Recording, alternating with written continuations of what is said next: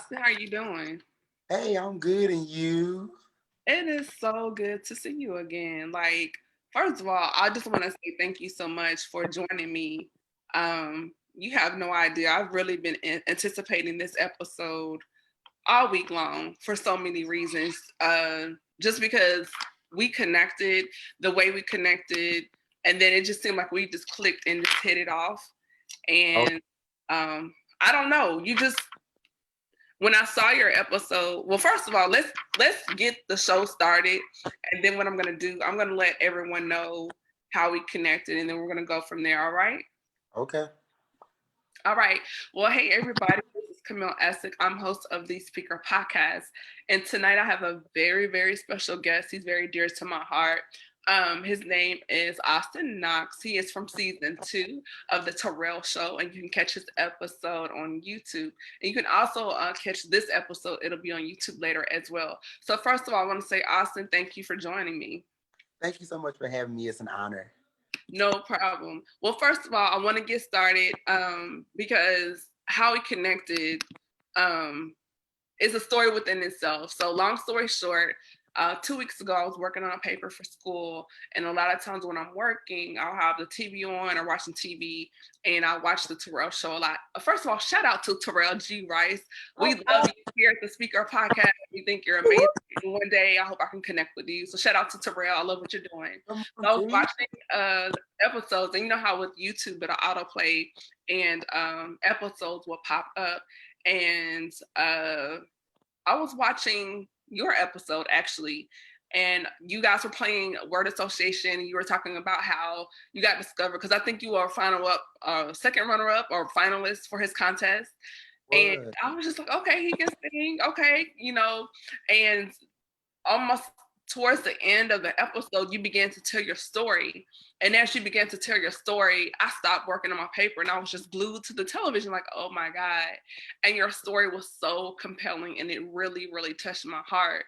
And I was like, oh my gosh, I wonder if I can get him on the podcast.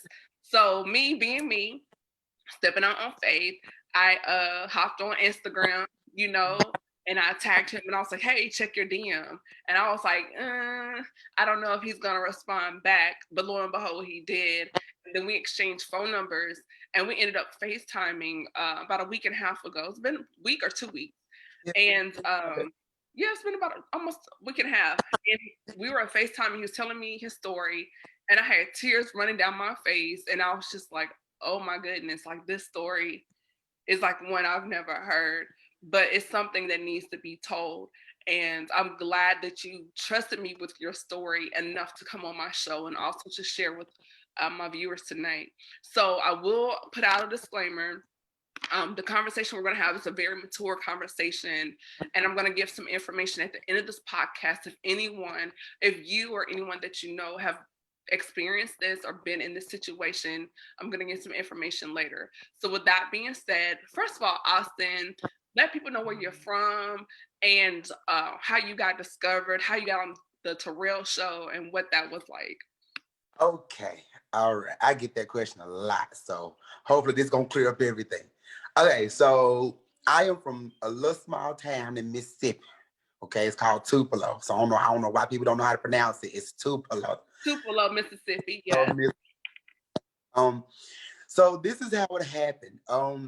So when Terrell put out the that he was doing a conversation, I mean not a conversation, mighty God, doing a contest for people that want to get flued out, right? And he had I a flew section, out. right? Come on, flued out. And Uh-uh. it's called Race to the Blue. He did one section for singers, and then he did another section for people that just wanted, come and have a good kiki, right?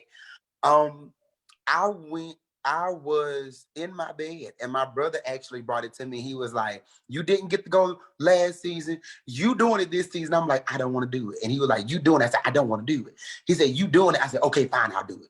But I did not send in my submission until the third day after he announced the competition.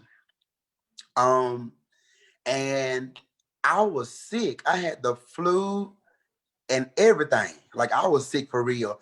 But it was a moment And I heard the scripture and everything. I wrote it down. I had it staged and set perfectly. And then I was like, okay, I'm just gonna send it in. And I sent it in.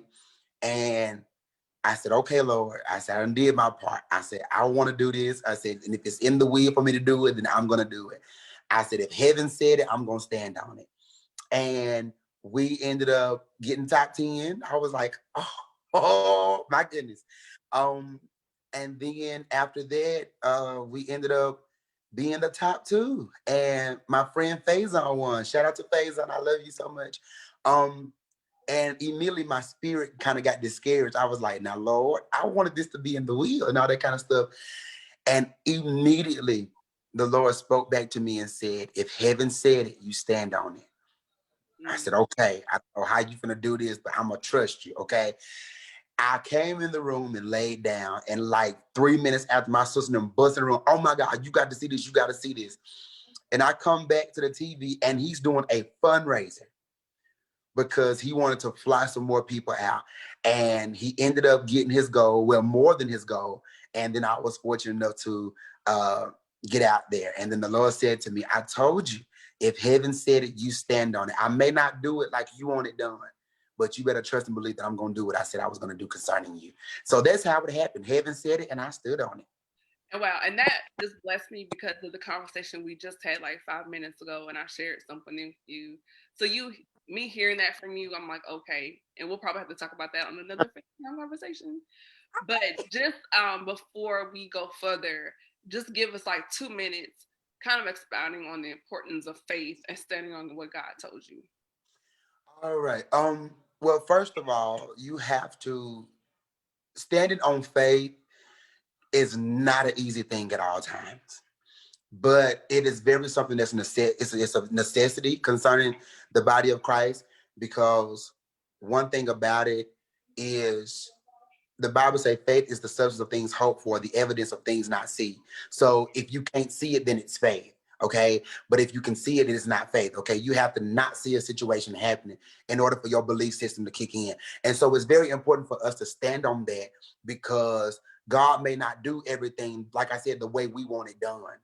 But because of who he is and what he is capable of doing, his track record talks for itself. And because of the stuff that he's already brought you through, you use that and you say, okay, God, if you've done this, then I know for a fact that you can do this. And so use the stuff that he's given you already and already brought you through, and make that your foundation, and let that be the thing that catapults you to where God wants you to be. So you have to be willing to be consistent and stand on it, even though you do not see it. Because if you see it, then it's not faith. So pretty much you got to go back and get those receipts. You got to get the receipt. Yes. Have And to. I want to pause. I want to give a shout out to my sister, Jessica Janae. She said, this is blessing me. Hey, Jess. Thank you for tuning in. Okay. So so if anybody did not see the show, you have 25 brothers and sisters. Oh, yeah. 25. A lot of us. They cinco. 25. Let's talk about that for a second. Oh, okay. So I am the oldest boy, but I am indeed the second oldest child. And I only have an older sister. And then it goes from 26 to 24, 23, 23, 23. And then everybody else follows in chronological order. Not all like right there in same years and all that kind of stuff, but everybody kind of fall, let the chips fall where they may. Or in this case, let the cheering fall where they may. And it is very interesting because honestly, I do not keep up with all of them because that's too much work. Okay. I do not keep up with. I love all my brothers and sisters dearly. But I just do not keep up with them, because keeping up with them, I forget my daily stuff. Like, Lord, I forgot to go take out the chicken. And so I hear it in your voice. You sound like a PK to me, because I'm a PK, and usually we can hear each other. So I'm guessing you a PK, and based on what I'm hearing, either you apostolic or Kojic. You come from a holiness background, it sound like. Dude. Okay, and so in that, growing up in church, at least for me, we usually end up having to deal with some things that we don't talk about that are typically labeled as taboo in our community. So can you kind of share your journey and your story as far as what was your journey like growing up in church? What was your experience like as a child?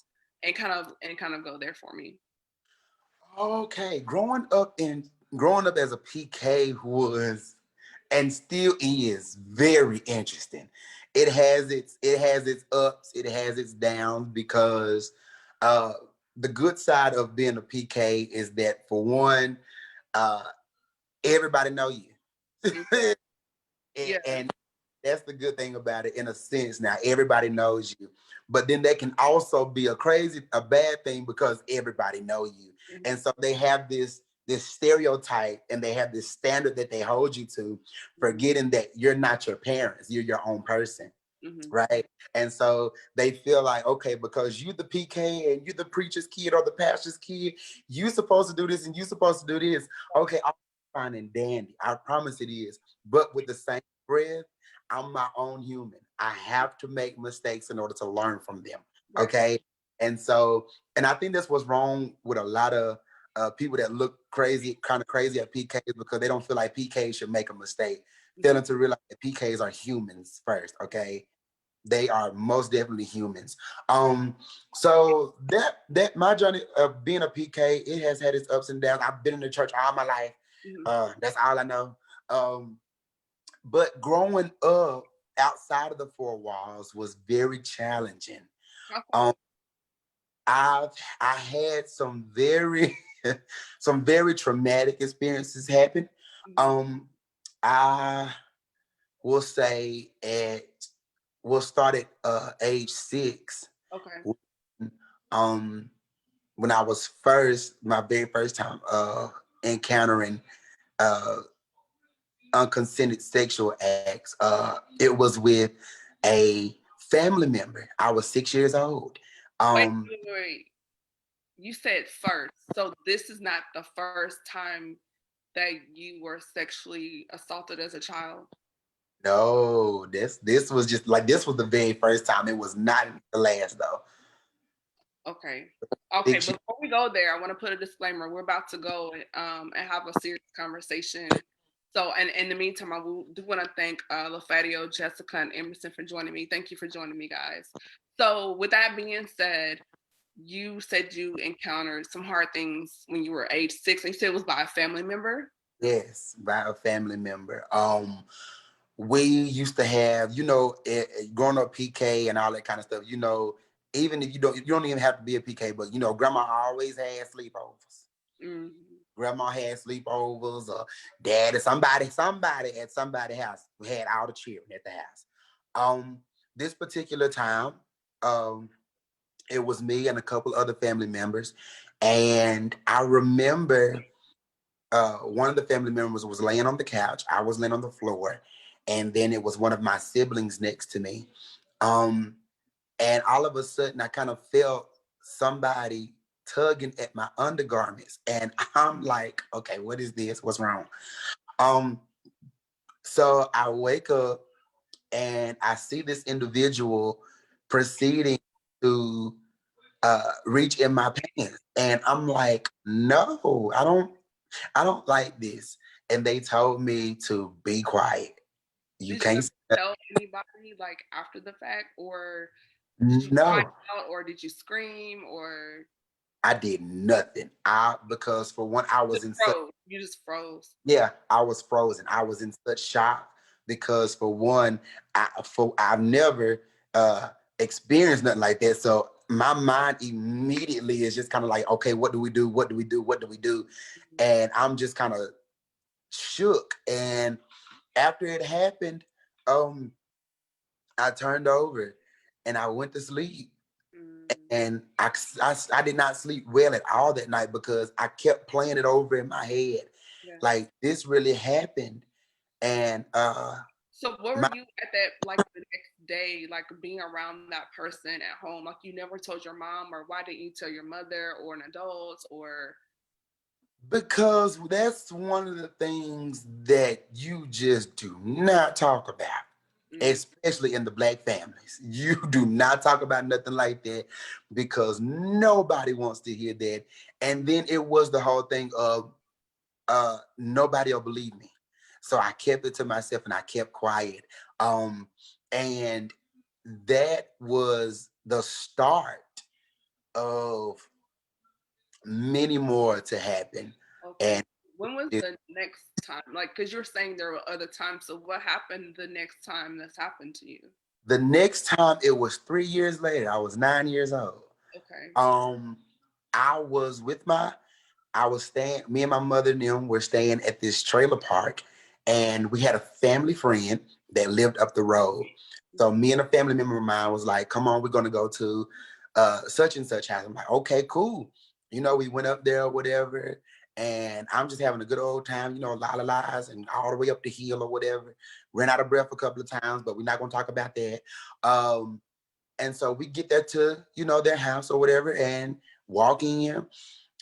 Everybody, kind of seemed cool. It was just me, my family member, and the family friend. And we were just chilling. And all of a sudden, the family friend gets up and goes down the hall.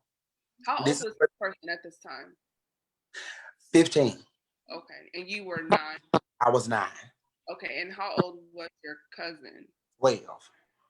Okay. 12. And so, um, we, me and my family member were sitting there watching Blues Clues. We were chilling. We wasn't bothering nobody. And all of a sudden I hear, psst, and I look down the hallway, and he was motioning for me to come here. And I'm like, I'm not coming down there. And so then my family member turned me, and without hesitation or whatever, said to me, go see what he wants. Okay, I'm looking crazy at this point. I'm like, why do I gotta go see what he wants? I want to watch Blues Clues. So reluctantly, I got up though, went down the hall or whatever, walked into the room, and he closed the door. Um, we proceeded to have a conversation in the room, and he pulled out his WWE stuff because I was a wrestling nerd at the time, and he had a Sounds champ. like being baited. Right, very much so, Okay. because he knew that's what I liked. I enjoyed wrestling, so anything with wrestling, I was like, you kind of got me, and he knew that. And so he put on his little wrestling shirt or whatever, and he had his WWE belt. And I was like, oh my God, you got a championship belt. You know how cheering be, they see something cool, they just have a whole fit. And so what ended up happening was he was like, he said, who are these people? And he started, pointing at certain people on his shirt, and finally he said, you touch it. And so I touched his shirt, but really he wanted me to touch his stomach. Right. When And he so, wanted to bait you after he got you in the room, it was almost like he was prepping you or baiting you, right? yeah, very Okay. much so. He was prepping me, and he was like getting me. And you're 9 years old. I'm 9 years old at the time. Yes, 9 years old at the time.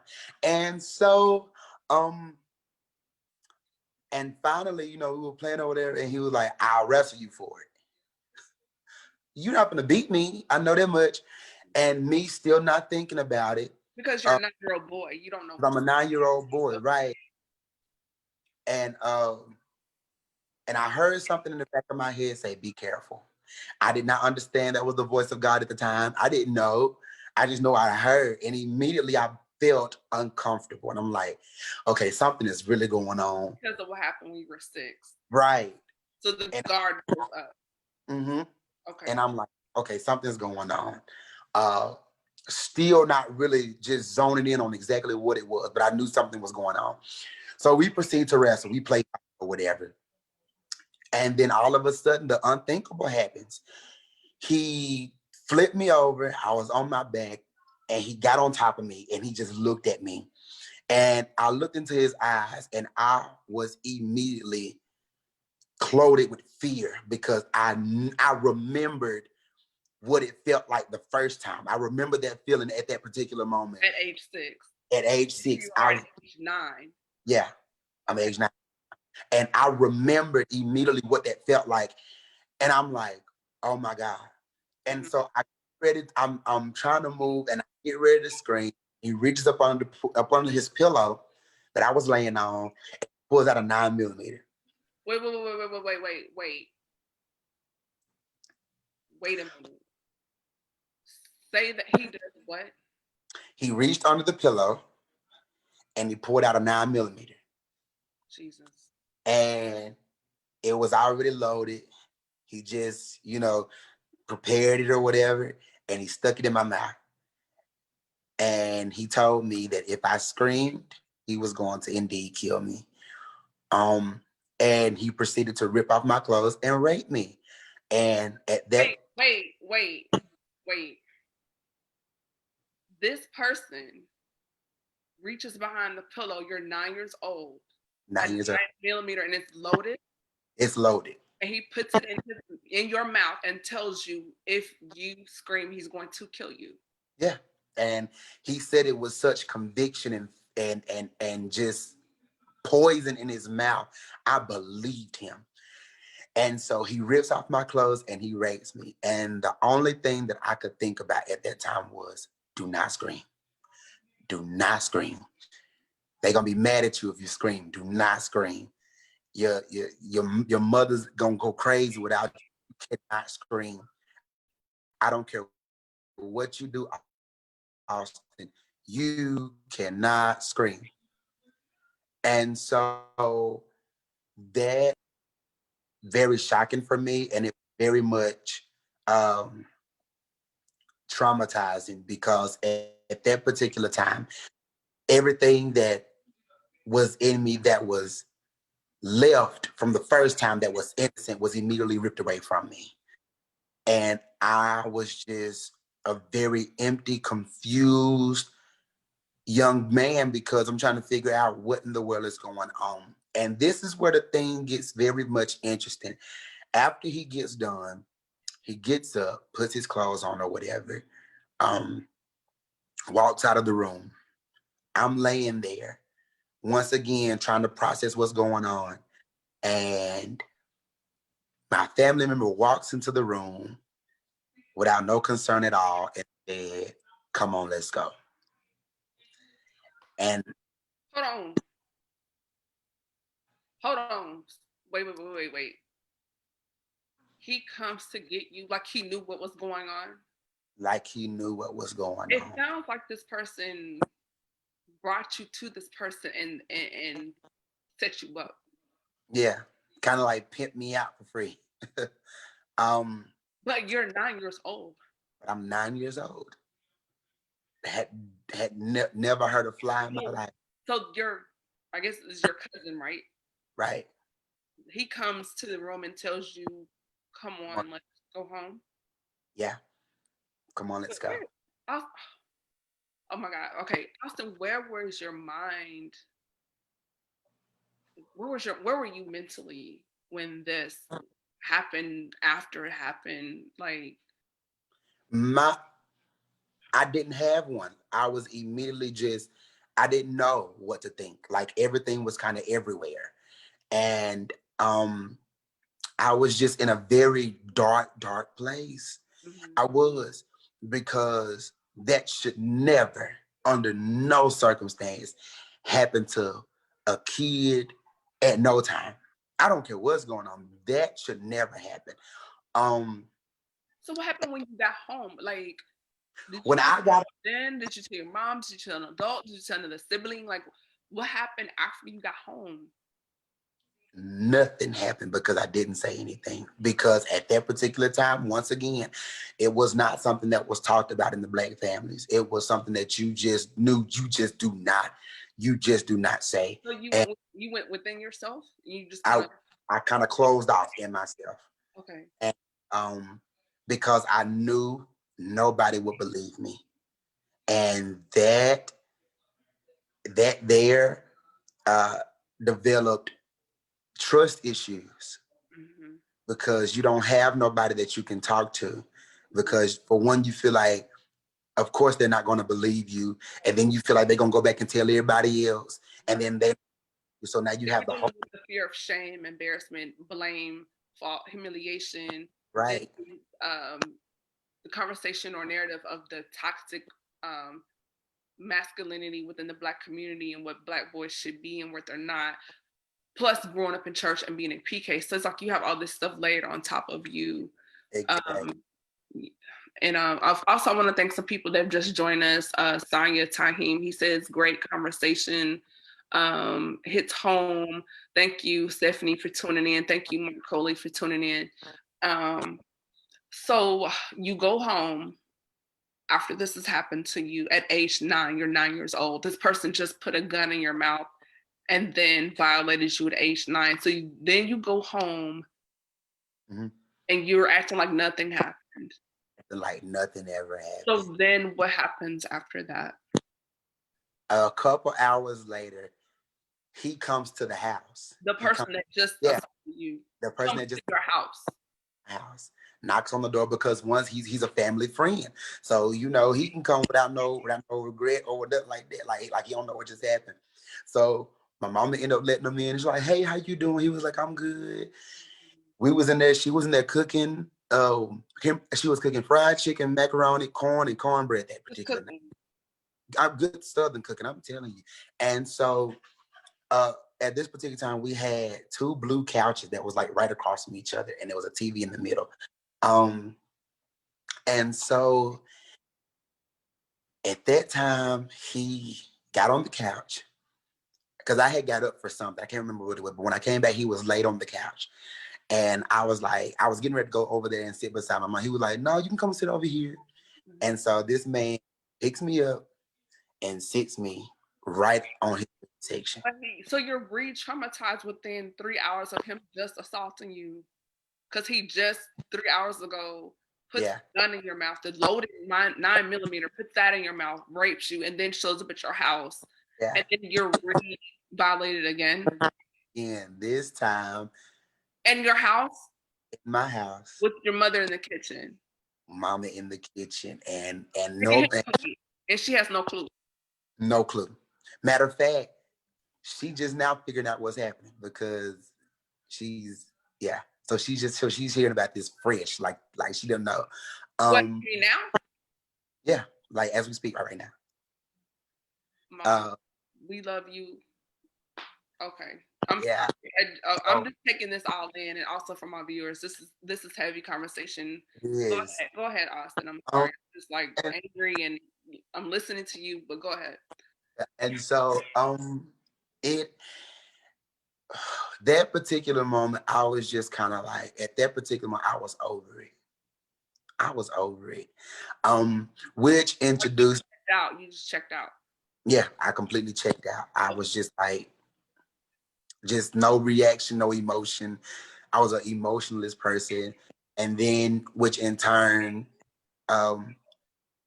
started the suicidal thoughts. Okay. You're not worthy of being here. You know, they don't love you. You know how the devil start talking. They don't love you. You might as well end it now. Because if you end it now, you know, they'll cry right now. But a few years from now, they'll be all right. They'll forget about you. And I started feeding into that. I started feeding into that. And so, I'll say a few months later, maybe, was when I attempted my first suicide. How old were you at that time? 9. You tried to kill yourself at 9? At 9 years old, yes, most definitely. A lot of people do not believe that kids suffer from depression, that child suicide is not a real thing, but it is a very real thing, just as real as me and you and everybody watching. It is a very real thing, because you have to take into account that you are a very vulnerable person and you feel like nobody loves you. You feel like nobody's going to listen.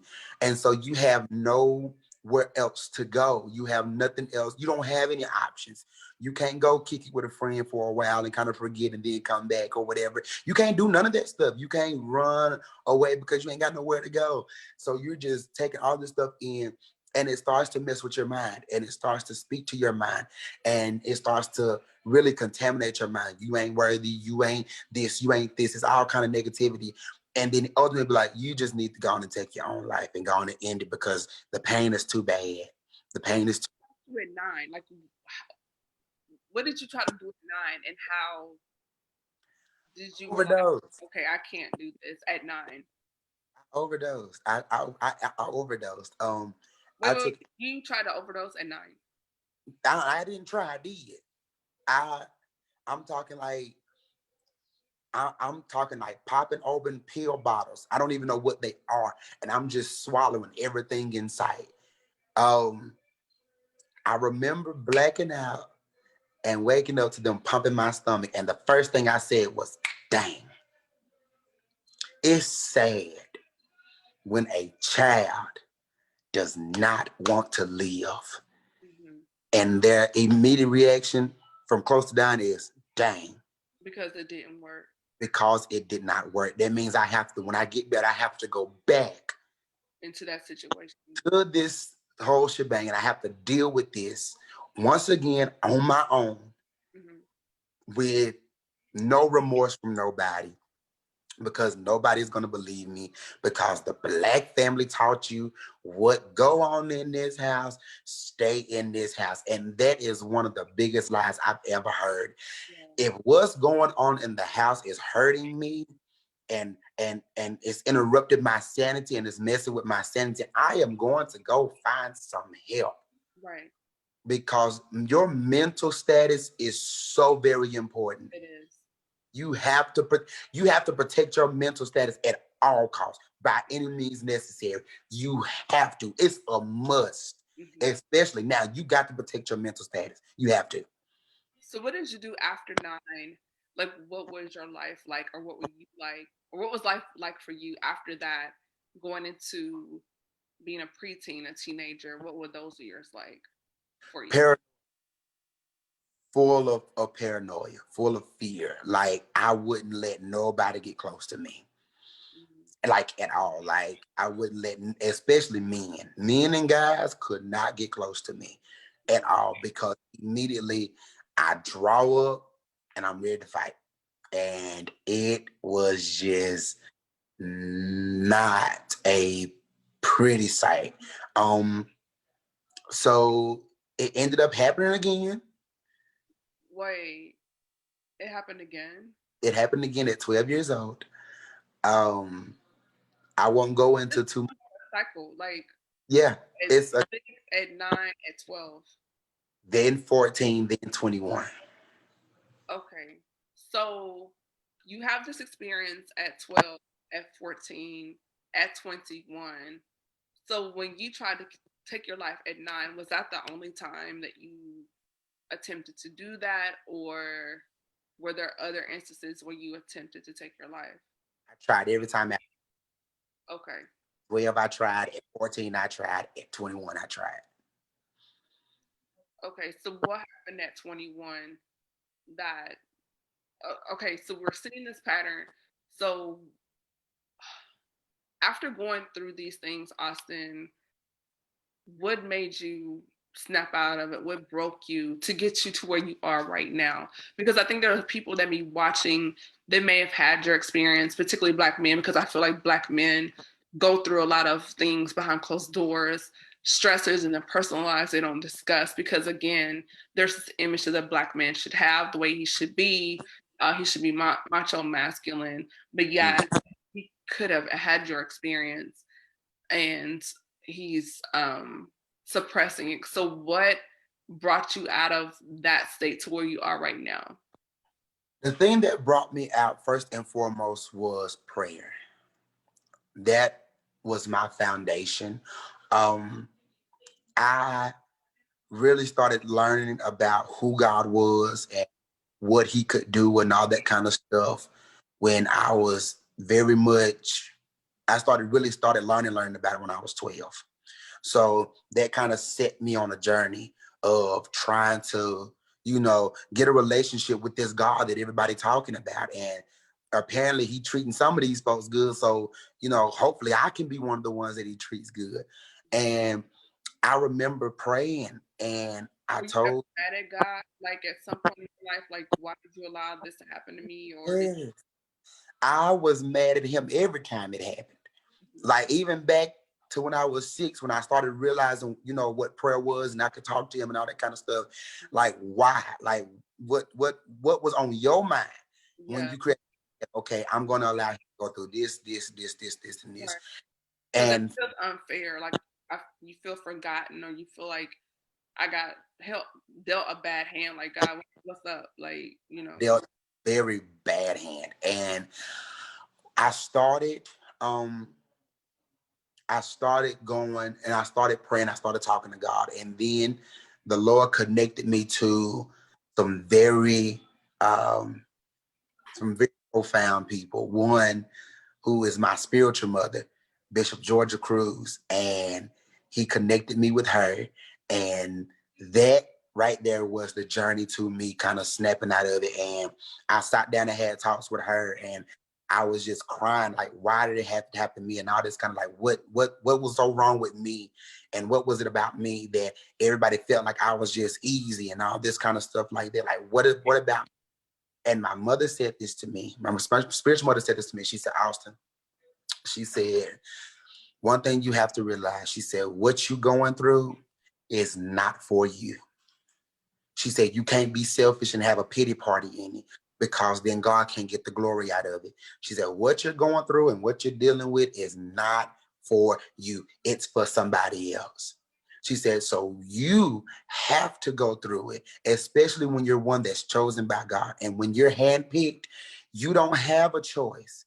You So can't okay, take. this is my thing. I hear you, but sometimes I feel like we put a lot of stuff on God, and I just feel like there's a special place in hell for people like that. And that's just me, and we always saying God get the glory out of this, whatever, but I feel like people that do that, they usually do it because it's happened to them. And you have what they call the victim, the predator, and the victimized predator. So in the victimized predator is the person that it's happened to them, and so then they turn around and prey on other people. And I just don't see God in that. Like, I just feel like that is just evil. I think it's wrong. Um, you need some help.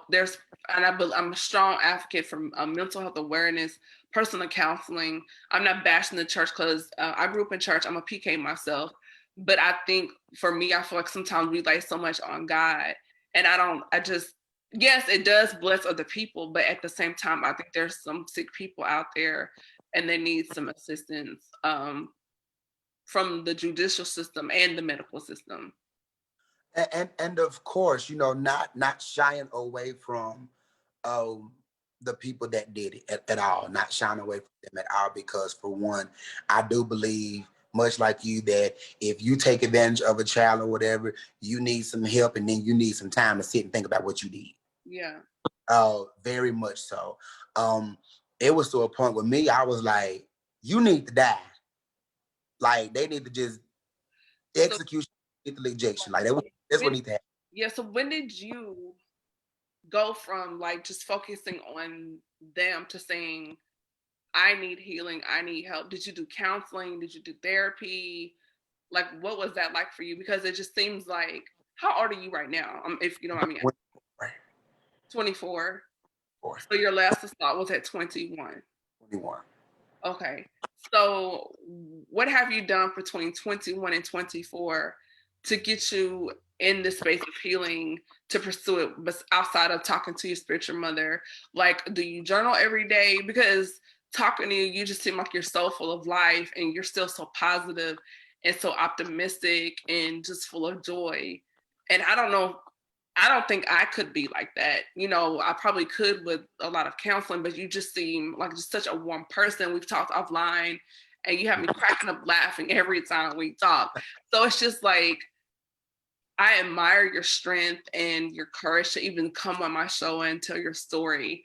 But like, you're just so resilient, and I don't know, it's just like you have a glow about you, and I admire that, because so many people would allow that to break them and use it as a reason to be in a different space. So what made things different for you?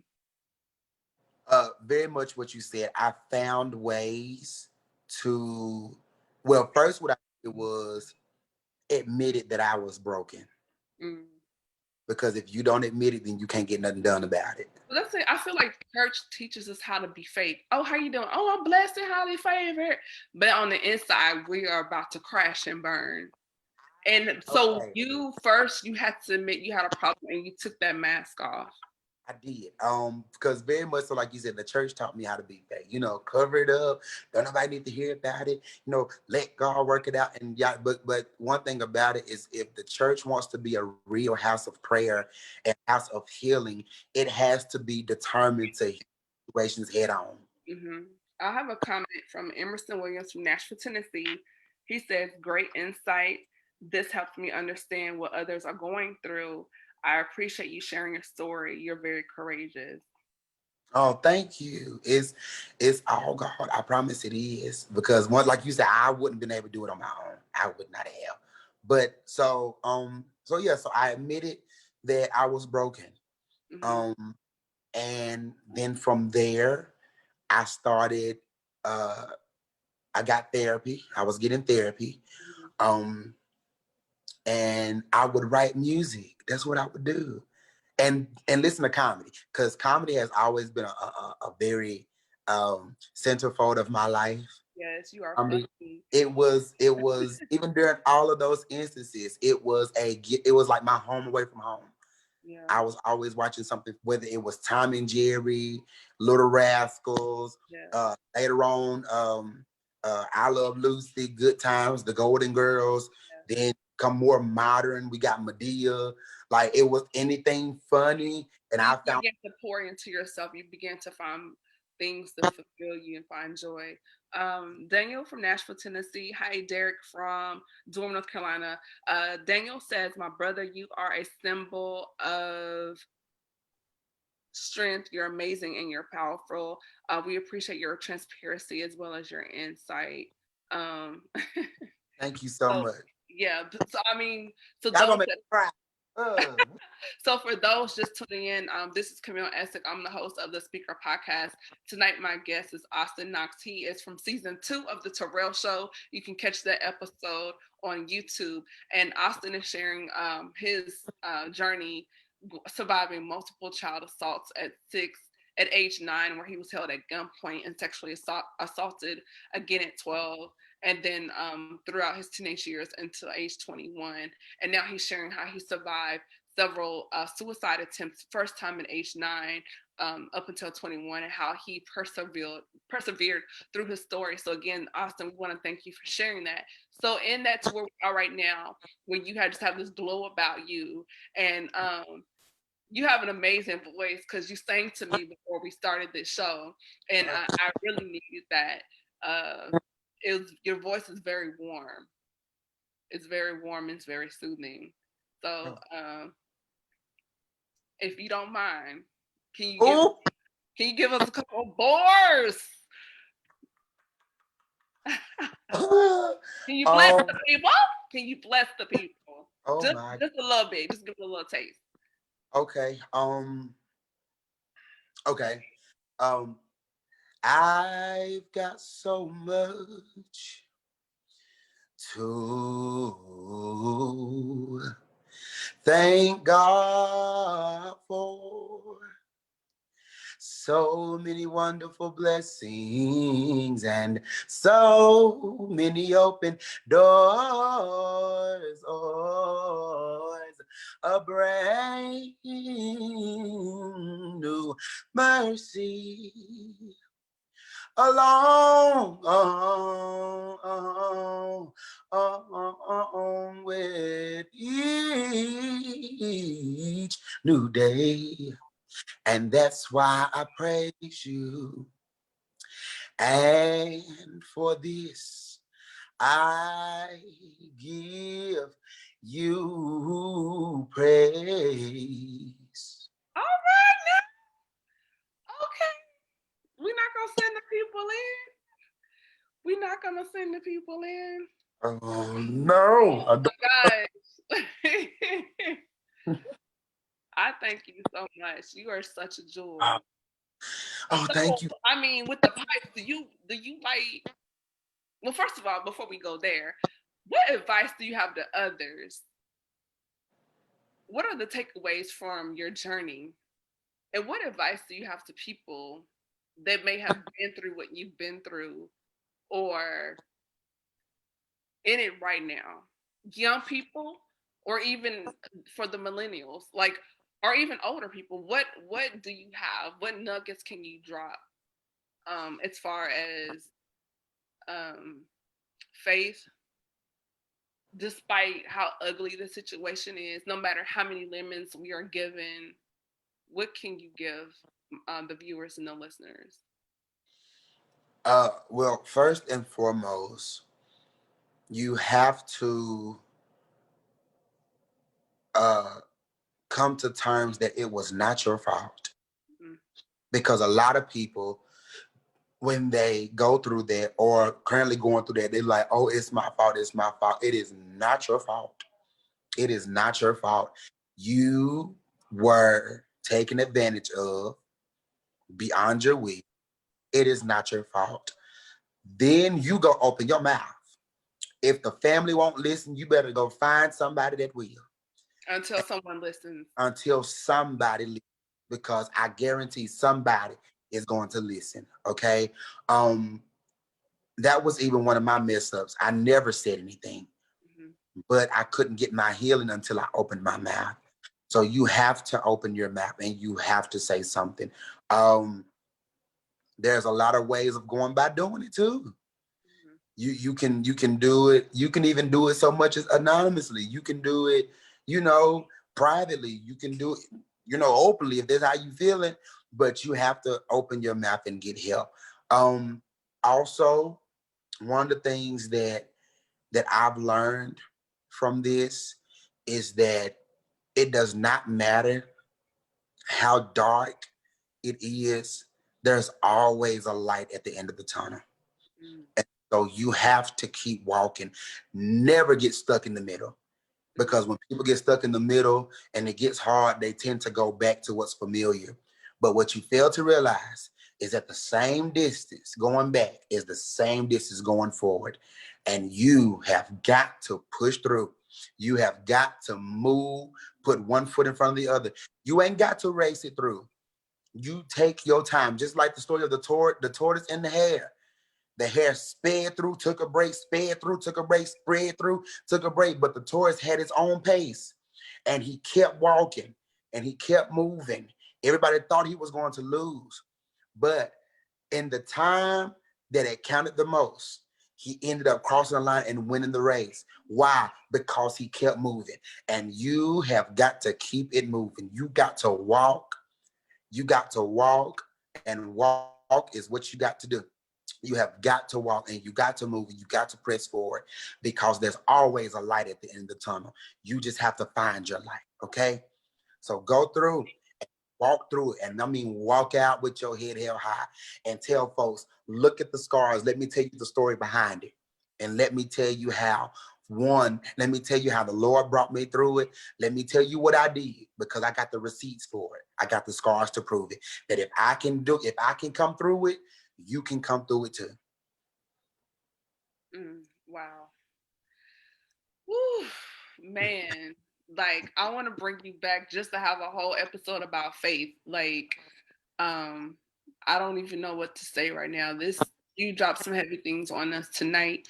You have blessed us with your voice singing. Um, do you have a project coming out soon? Do you write? Do you do BGVs? Like, are you a background singer? What's next for you, Austin? Well, I am in the process right now of first,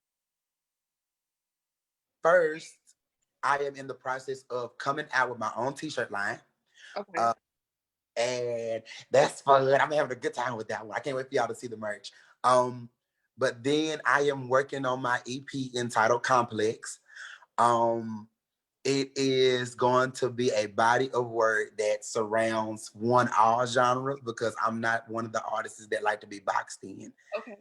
Um, I am, and I'm also working on a website.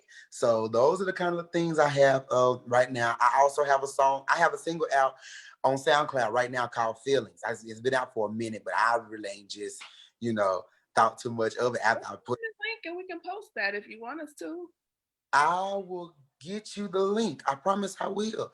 Okay. Um, yeah, it's entitled Feelings, and it was a journal of a relationship that I was in and just how I was feeling. And I wrote down how I felt. Okay. And it became a song. So it's a very honest song, very simple. It's not long at all. So yeah, so that's what's coming up with Austinn. I love it. First of all, I want to say thank you so much. Something we were talking about earlier as far as faith and trust in God. And even like I shared with you before, right now I'm angry in my flesh. I'm kind of having like a little tussle right now because, God gave me some things and right now it's not looking like what he showed me. And I'm mad because I'm like, this is not what you showed me. And this situation is not what you showed me then, and God's like, I knew that, but you have to trust the process, and my hand is on you and I'm with you and I'm going to prosper you in this situation. And I'm feeling like I'm losing. He's like, no, you've already won. You just can't see it. But you have to trust the process. And no matter how much I pray about it, that's all he's giving me is trust the process. And I'm like, but God, and he's like, I know, trust the process. So that's what we have to do. And even through your story of trial, tribulation, and triumph, and now you're going through this process of healing and you're trusting him to get you through this process because your story will bless other people, it is blessing other people. And first of all, I want to thank you, with the multiple suicide attempts. I'm glad it didn't work because if you were not here, people would not hear you. Right. And I have a saying all the time, go another round because someone is depending on your recovery. And if you fail to pursue your healing, it will not be able to trigger or initiate the healing process for someone else because they won't hear your story because you're not here. So we need you here.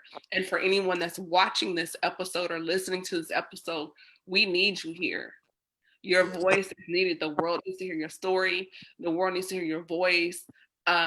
You're definitely leaving a fingerprint, a footmark. You're putting a dent in this thing, and we need you here.